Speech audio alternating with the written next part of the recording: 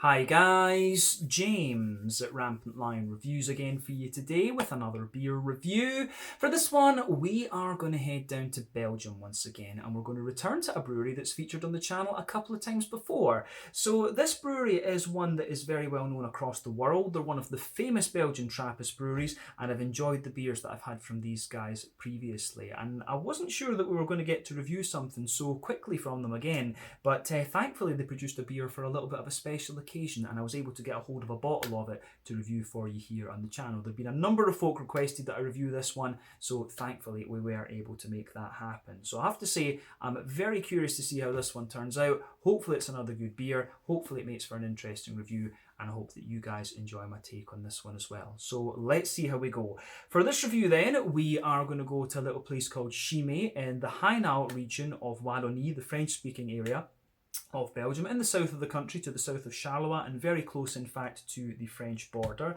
And that means that we're going to have a look at another beer from Biere de Chimay. So this particular beer is the Chimay 150, or the Chimay 150 if we do it in French, and apologies for the French pronunciations, it's been a very long time since I did French at school. But I've also seen this one called the Chimay Green Label, so yeah, this should be quite interesting. But this beer was released to celebrate the 150th anniversary of the Scourmont Abbey, of which this brewery is a part. It comes in at 10% ABV, and they're describing it as a strong blonde, so I guess we can also call this beer a Belgian strong golden ale. But yeah, as I say, really curious to see how it turns out, so let's get cracking with the review then and see how we get on.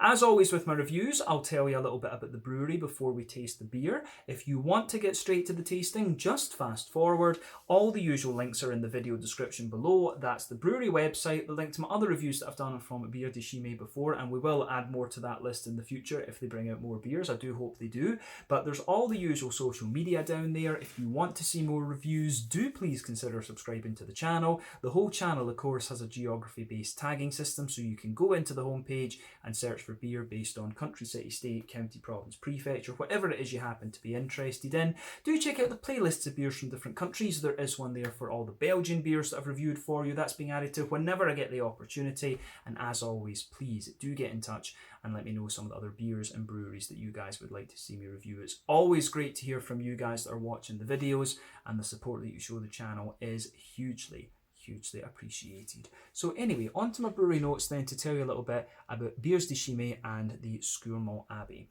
So the Chimay Brewery, as I've mentioned to you already, is part of the Scourmont Abbey in Chimay in Hainaut, which is in Wallonie, Wallonia, the French-speaking region in southern Belgium. And the abbey is known in French as Abbey Notre-Dame de Scourmont. But the suggestion of an abbey at Scourmont had first arisen in the year 1844 from Jean-Baptiste Jourdain, who was the Bishop of Biere. But all previous attempts to cultivate the land had failed. However, Father Jourdain was granted permission by Prince Joseph II de Chimay, who was the abbot of West-Fletron and the Westmalle Abbeys. But in July of 1850, a small group of monks from West Fletron settled on this land and worked hard to cultivate it, and thankfully they were successful. So in February of 1871, Pope Pius IX elevated the priory to the status of abbey, and it was inaugurated in July of that year. But the brewery itself was founded a little bit earlier than that actually. It was founded inside the abbey in 1862, and they were the first Trappist brewery to use the Trappist designation on their labels. But one of the most famous monks of this brewery was Brother Theodore, who entered the order in 1932. And after the Second World War, he sought the help of Professor Jean de Clercq of the Higher Institute of Brewing in Leuven, and together they developed the yeast that is still used in the Chimay beers today. But as is the case with all Trappist breweries, all the profits that these guys make from their activities go towards the maintenance of the monastery first, and then the remainder goes to various charitable causes in the local area and further afield. But the brewery has its own well inside the walls of the monastery, and they also use the filtered solids, the spent grains essentially from brewing the beer, to feed the cows, and this also makes the Chimay cheese. So I do need to make sure that I try some of the Chimay cheese at some point. I do want to go over to Belgium actually and visit all of these Trappist breweries. But the beer is brewed on site at the monastery, and then it's transported to a bottling plant 12 kilometres away, and then the beer re-ferments for 3 weeks before it's shipped out. And apparently 50% of the production that these guys have is sold for export. But as of 2012, they were producing 12 megalitres, or 12 million litres in other words, per year. So these guys, I believe, are the biggest by volume Trappist brewery actually. So yeah, that's one of the main reasons why you find their beers all over the world. I think it's probably these guys and then Westmalle who are the biggest by volume ones. But yeah, Chimay, you can get these beers pretty much everywhere. If you go to Japan, you'll see these in the supermarkets, the bigger supermarkets, the Aeons and things like that, which is pretty impressive actually. But yeah, that is all I can really tell you about the history of the Chimay Abbey and brewery and things like that. But yeah, they've got a couple of different beers. So they have the Chimay Red, which is the double, the Chimay Blue, which is the classic one. I believe that's a quadruple, if memory serves me correctly. They've got the Chimay Triple, which is the yellow, but you might also see that with a white label these days. Actually, I've never really managed to clear that up, what the difference between the yellow and the white label was. But there's also the Chimay Doré, which is a 4.8% Patters beer, which was originally only drunk by the monks inside the abbey itself. But that one is the gold label.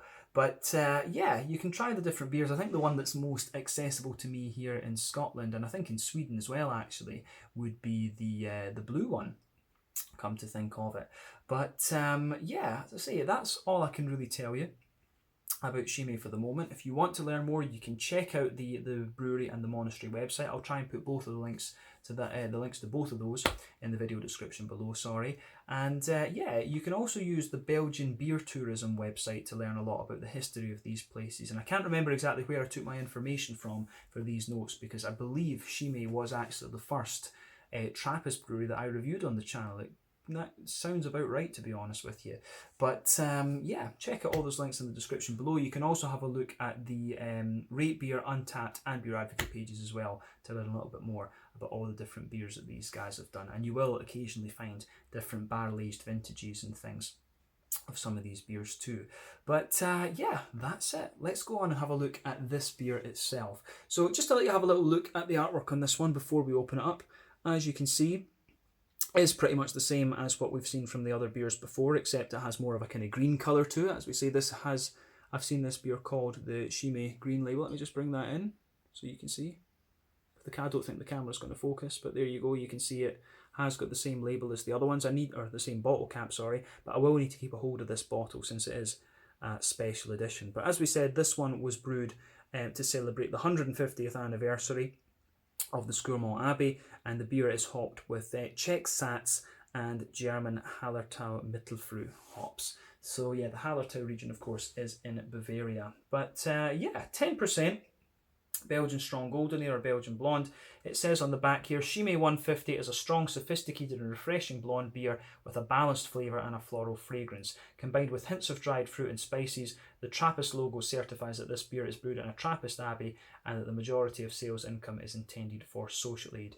Beer fermented in the bottle. So yeah, flavour of these will change a little bit over time, but let me just get this guy out and we'll get on with the tasting. I just want to be careful with this bottle cap because this is one that I would like to keep. There we go. I think I've got it. There we go. Yeah, I managed to do quite well with that one. There we go. Still in good condition.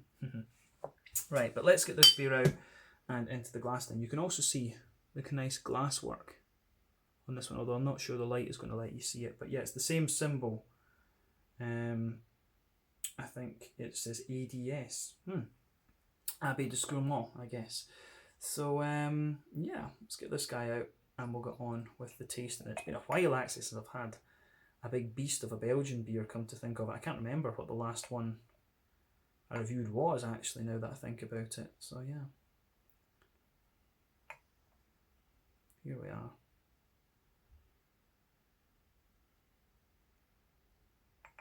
So there we go. You always have to be careful with these Belgian beers, of course, because they can get a little bit excited when you pour them because of that bottle fermentation. But yeah, you can see little bits of yeast and stuff kind of floating around in this one. I'm not sure how well you can see that. There are a few things going on in this one. Just look at that. But yeah, as the beer's poured, before the head disappears, you can see there's a solid finger and a half of a frothy. I would say, I think that's a perfect white head, to be honest with you. You guys can see it as well when the camera zooms in and focuses. Perfect white head there. But I would describe this beer as being a very kind of light but still quite rich golden yellow colour. Let me just put my hand behind this, because I've seen that actually if I put my hand behind the glass like this, it lets you see the true colour of the beer, which is pretty cool. But yeah, I would describe this one as being a very rich kind of yellow colour, but one or two big bubbles sticking towards the side of the glass, a few little ones going up towards the bottom of that head there, but overall it looks really nice, and it's got a little bit of that kind of natural hazy sort of thing to it. There you go, you can see that. But yeah, a few little bits of sediment and things floating around in this one, but that's quite a common thing when it comes to these Belgian beers. But remember, the colour of your beer depends on, one, the type of malts that you use. That determines the magnitude of the colour of beer, of course. The length of your wort boil is also going to play a role. The longer you boil the wort, the more the sugars caramelise, and thus you get a darker colour of beer. Any adjuncts that you put in and any barrel aging that you do is going to affect the colour as well. And we do actually need to consider about the adjuncts when it comes to Belgian beer, because quite often they will put things like, you know, different candy sugars and stuff like that in the beers. And that's the main reason why the Belgian beers are always quite high in alcohol, but you still get that kind of quite crisp and light mouthfeel from them. So yeah, that's a trick that they often use with the triples and the quadruples, and I think they do it with the doubles and the blondes a little bit. So that's why the Belgian beers often kind of feel quite candied in their flavours. But yeah, certainly looks the part of a Belgian strong golden ale, or a strong blonde as these guys are calling it.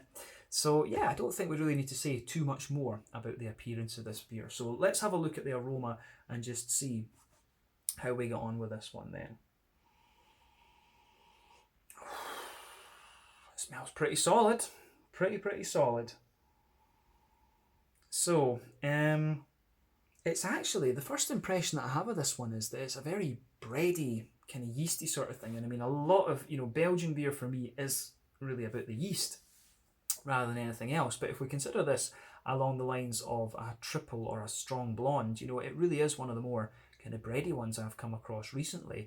But as always with the Belgian beers, it's got a bit of sweetness to it, a bit of breadiness, a little bit of hoppy character and a little bit of fruitiness. It's kind of got everything you would expect from this as a style. It's nothing really surprising, I have to say. So the question is obviously going to be, is this a good beer? And we'll find that out very soon. But yeah, let's break the aroma down for you a little bit more and see how we go. And as I've said to you before, I should also point out that my favourite styles of beer when it comes to Belgian stuff is it would be the triple, the quadruple. I love a Belgian blonde as well, and I do also like my Flanders Reds. Those are probably my favourite Belgian beer styles, and the Lambics, I do enjoy those as well. But this strikes me, it does just smell like a straight up boozier blonde. It's not quite like a triple, if that makes sense. Triples would be a lot sweeter than this, I think.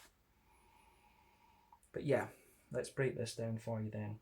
So the backbone of this beer is interesting. You certainly get a little bit of that sort of cream cracker sort of thing to this one. So you've got that, you've got a little bit of a bread crusty character, for me a lot of white bread, but at the same time you do get a little bit of a graininess to the white bread. So I really like how that goes together. But yeah, lovely soft white bready characters in there. And you can smell a lot of the yeasty notes as well. It has got a wee bit of woodiness to it, this one. So yeah, crackers, bread crust, white bread, definitely a little bit of a kind of really smooth white bready character to this one. Some nice kind of grainy, woody, yeasty notes out of the beer. But you do get a wee bit of sugar out of this one. You do get a little bit of that kind of candy sugar. So it's got a little bit of a sort of honey kind of vibe to it, but also a little bit of a kind of McVitie's digestive biscuity sort of thing. Now, I'm not sure how good a reference that is for Belgians that would watch this review, but yeah, McVitie's digestive, these kind of sweet biscuits, really spring to mind for me. So yeah, I really like the malty and yeasty side of this beer, but it's nothing surprising, I have to say. We've had beers like this before, both from Chimay and from other breweries in Belgium.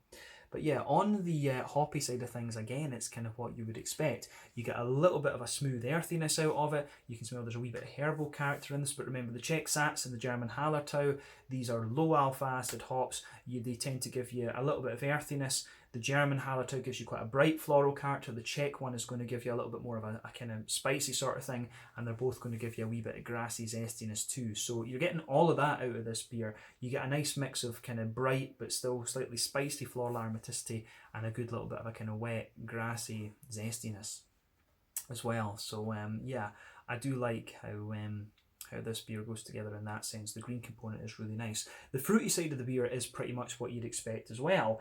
You get a nice little bit of a kind of apricot-y note out of it.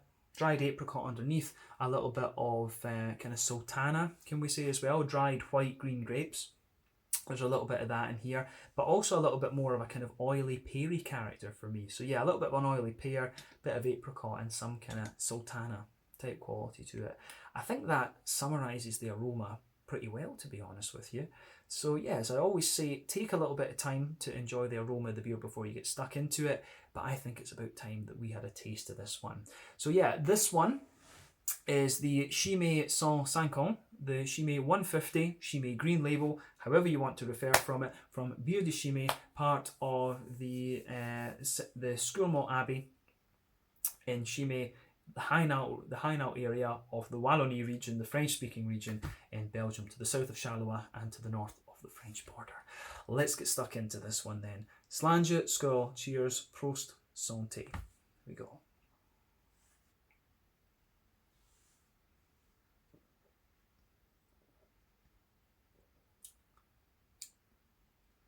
Ooh.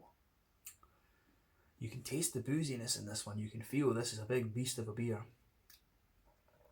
And it strikes me on first impression, this one strikes me as being a little bit kind of spicier. And strikes me as being a little bit kind of more spicy and grainy than the other ones we've had from Chimay in the past. So that's interesting too.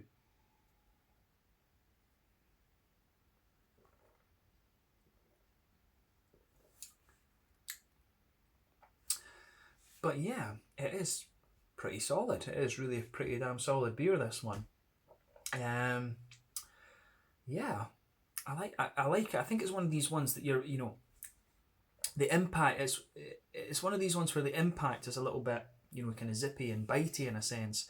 But yeah, you really do get quite a bit of,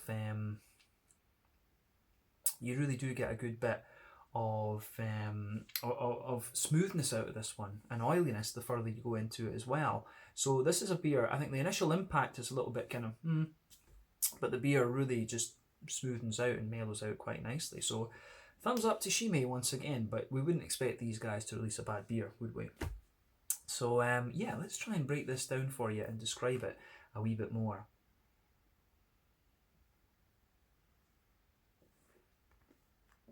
So yeah, feel the booze off this one quite quickly. But yeah, on the malty side of things, then we'll start off just as we always do. Middle third and back third of your palate. Straight across that, you can feel that nice sort of Jacob's cream crackery sort of thing. For me, yeah, you've got that, and then on top of that, you get a little bit more of a kind of grainy, bread crusty element to the beer, which I really, really enjoy. So yeah.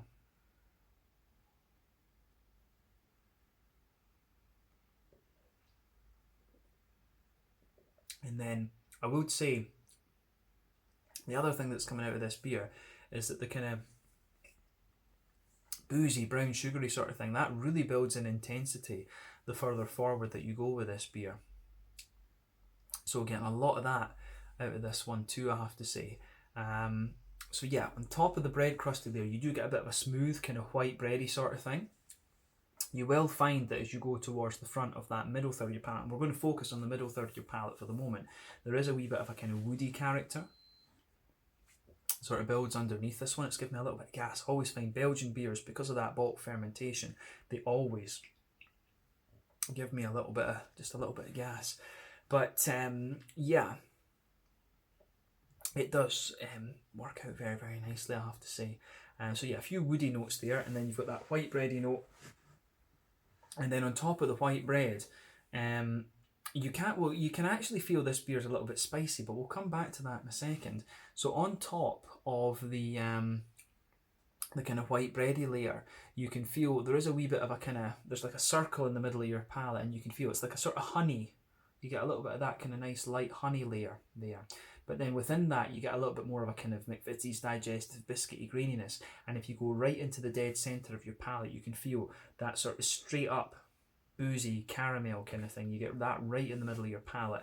But at 10%, that's not a surprise at all. Like alcohol flavours tend to come out as more kind of brown sugary notes, if you like. So I'm not surprised that this beer has a bit of that in it. As I said earlier, it's quite a common technique that Belgian brewers use. They put a bit of kind of honey or candy sugar or something in these beers to give them these kind of brown sugary flavours. But yeah, it works. It really does work pretty well, I have to say.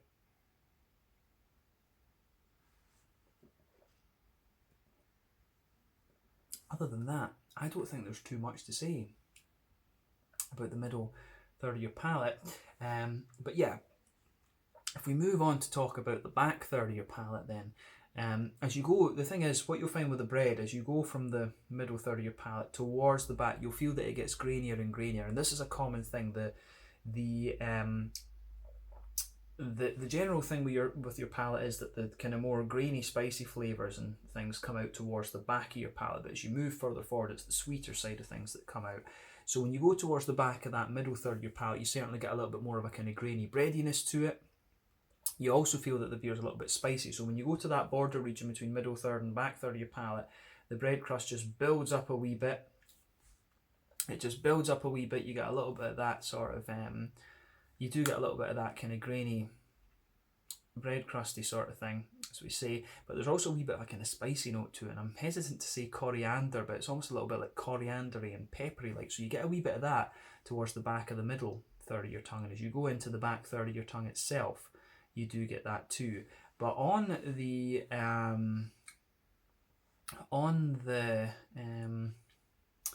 we say, on the back third of your tongue, there is a wee bit more of a kind of, as we say, a kind of grainy bready sort of thing. That grainy breadiness gets a bit more kind of intense, if you like. You can feel some of there is a wee bit of a drier woody character underneath there as well, but yeah, bread crusty notes. You get the kind of more grainy bread on top of that, and then I think that's it, to be honest with you. But then on top of everything, you've got that more yeasty component that you always expect of these big Belgian beers. So you can feel that yeastiness there. It's quite dense. Again, you get a few woody notes out of it. Some of that kind of almost kind of dusty, fresh bready sort of thing in there as well. You do get a little bit of that out of this one. I do find that the bready notes, even though they're quite grainy and quite intense, they're not the thickest, but you do get the more yeasty, doughy kind of characteristics in the back third of the palate, I think, and those linger there as well. So yeah, the way that the bready notes come out in this is quite interesting. As I said earlier, I think this is one of the more kind of bready, grainy beers that we've had from Chimay, so that's worth pointing out. But the flavour on that back third of your palate is quite tall. It condenses down as you come further forward. Then as you go into the middle third of your palate, it just squashes together. But yeah, I think that works. So it gets a thumbs up from me in that regard on the malty and yeasty side of things. But it sweetens up. You do get a bit more brown sugar out of this the further into the aftertaste you go. But let's focus on the hoppy side of the beer then. So back corners of the palate, definitely a wee bit of that earthiness which you would expect from both Hallertau and Sats.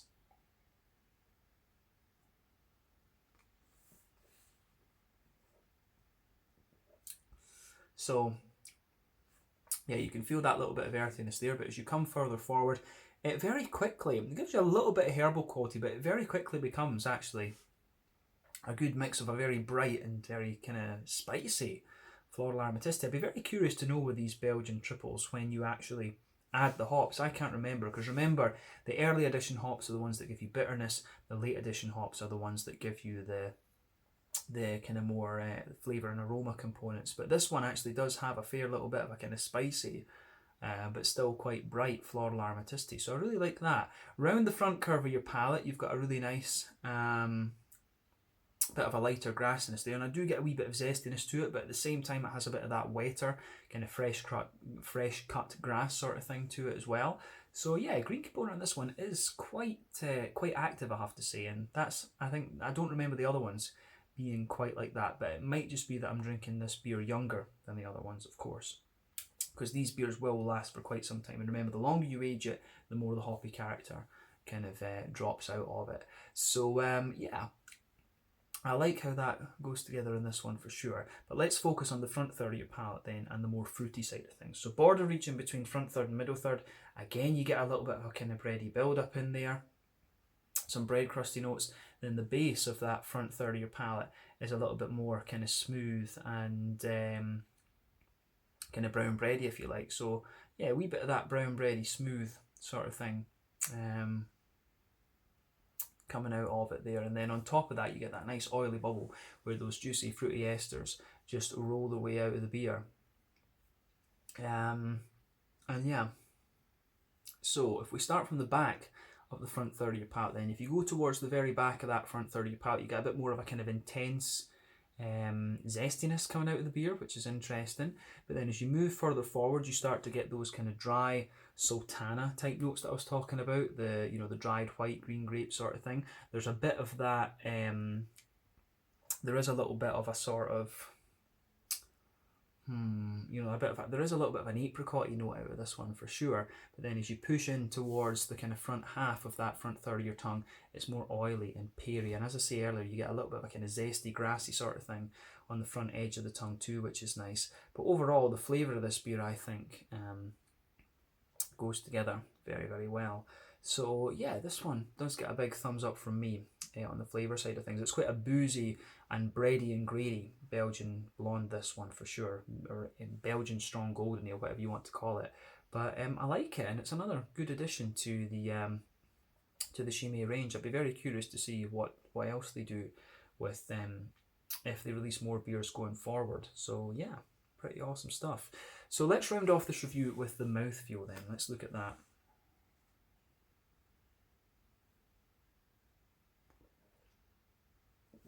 So, mouthfeel wise, it's definitely not the thickest of beers that you're going to come across. I think this is very much, I find it kind of mid-bodied, to be honest with you. I find it right in the middle of the spectrum.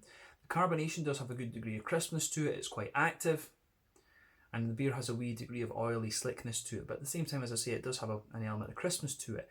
In terms of hoppy bitterness, this one actually feels a little bit more bitter, but I can't figure out whether that's partly due to the grainy nature of it, but I do get a wee bit of a grainy dryness in there, a little bit of a kind of hoppy nature as well. So I think it's about 40.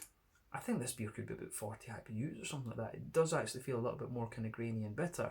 Good in the malt base, as we say, there's graininess in there, there's a wee bit of sweetness.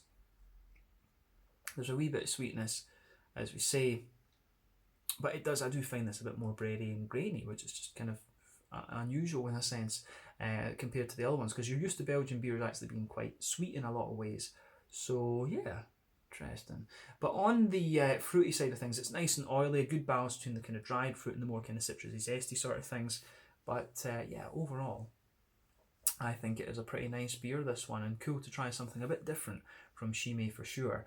But I think we can round off this review there. I think this has been a nice addition to my list of Chimay reviews. I think this is the 5th beer we've reviewed from them, because we reviewed maybe 6th actually, because we reviewed the 4 regular ones, and I think we reviewed a barrel aged one from them at some point as well. But yeah, this one is pretty damn solid, I have to say. So yeah, I think we can leave it at that for this review. Once again, thank you for watching my beer videos. Until the next time, please like, subscribe, share, all the usual YouTube stuff. Let me know your own thoughts on this beer in the comments section below. Let me know what your favourite beers are from Brasserie de Chimay, and hopefully, as I said earlier, we can return to these guys at some point soon. This one was the Chimay 150, or 150 if you want to give it its French name, the green label, brewed to celebrate the 150th anniversary of the Scourmont Abbey. So big congratulations to them on their anniversary as well. But thank you for watching. Check out my social media, check out their websites and social media, and I'll see you guys in the next one. Slàinte, skål, and cheers.